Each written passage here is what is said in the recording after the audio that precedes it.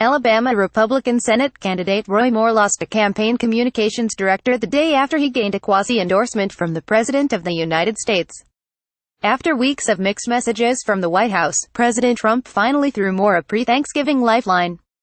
He told Alabama Republicans to vote against Moore's Democratic opponent Doug Jones, a liberal person.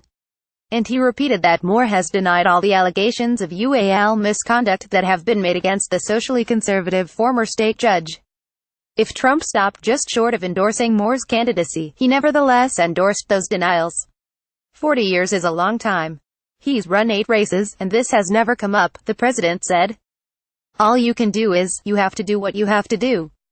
Moore totally denies it. Trump even suggested he might be willing to campaign for Moore ahead of the DEC 12 special election, even though White House Press Secretary Sarah Sanders has said the president was on board with the national GOP's decision to pull the plug on the embattled Senate candidate. The president is taking a big risk here. Neither the facts nor the number of allegations against Moore have gotten better, despite the frequency with which his campaign has hinted it may be able to show one accuser's yearbook signature from Moore was a forgery. This Doug Jones ad featuring the accusers is devastating. The polls have certainly gotten worse. Moore has led outside the margin of the error in exactly one survey since the initial report suggesting he had a penchant for underage girls as a man in his 30s. Jones now leads in the Real Clear Politics polling average for the race by 0.8 points. The last Democrat elected to the Senate from Alabama, Richard Shelby, was so conservative he could seamlessly become a Republican in 1994 and hold on to the seat to this day. When the seat Moore is seeking was last up in 2014, there wasn't even a Democratic challenger. Trump is tying his political fortunes in Alabama to a flailing candidate. Maybe he can save Moore. He will certainly no longer have clean hands if Moore loses. Moreover, the UAL harassment scandals are starting to shift away from the Republicans to the Democrats. While no one besides Moore stands accused of pursuing a romantic or UAL relationship with a 14-year-old girl, and Rep. Joe Barton, R. Texas, is the latest name in the headlines. Sen.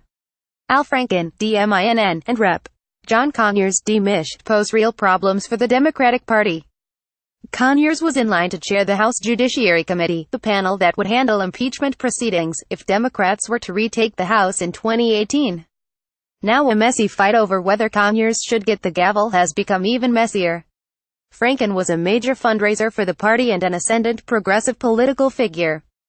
Until Trump's intervention, national Republican leaders had closed ranks against Moore, while Democrats were still debating what to do about Franken and Conyers.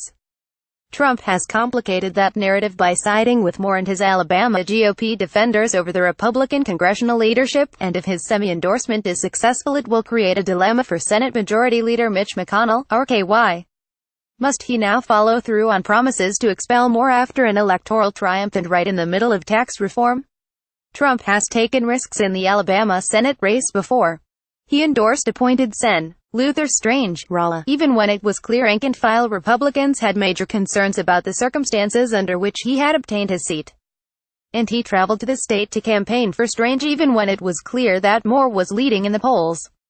I might have made a mistake, and I'll be honest, I might have made a mistake, Trump told the crowd at the rally for Strange. If Luther doesn't win, they're not going to say we picked up 25 points in a very short period of time. They're going to say Donald Trump, the President of the United States, was unable to pull his candidate across the line.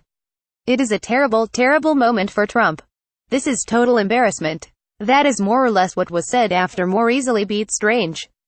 Which makes it even odder that Trump is risking history repeating itself in the general election. Up until this week, he could always say he warned Republicans against voting for Moore. But I have to say this, and you understand this, and just look at the polls. Luther will definitely win, Trump said before the primary.